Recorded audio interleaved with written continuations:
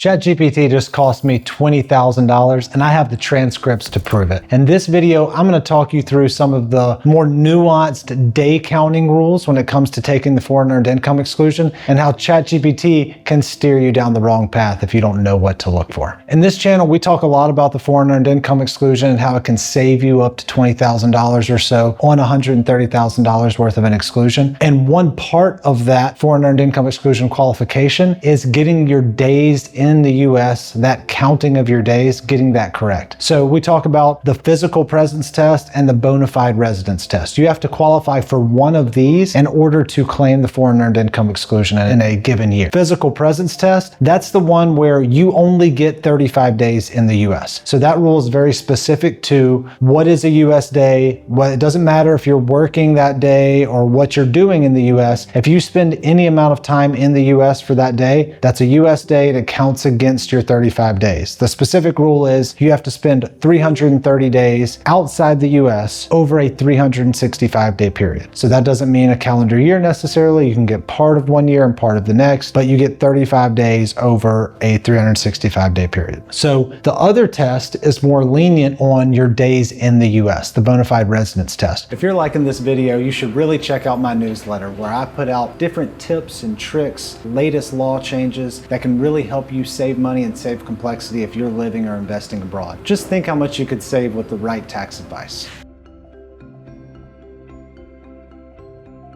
But it requires a full calendar year of you being a bona fide resident of that state or of that foreign country. So generally that first year when you move abroad, you're not able to qualify for the bona fide residence test, and so we're using these physical presence test days. But I had a very specific client example of someone that left on January 1st for the foreign country, and they were going to start their life there, living there as of that day. Now, that opened up a very interesting question as to what does the IRS mean when they say a full calendar year? Do they use the physical presence test rules of what is a US day? If they leave on January 1st, is that a US day, or could that be the first day of their bona fide residence? And now you can see where these rules can get very specific and nuanced if you start getting around the lines of the rules. And in this specific scenario, this client actually left at 12:20 a.m. from Las Vegas, Nevada, outside the US. So they were literally, if we apply the physical presence test rules, they were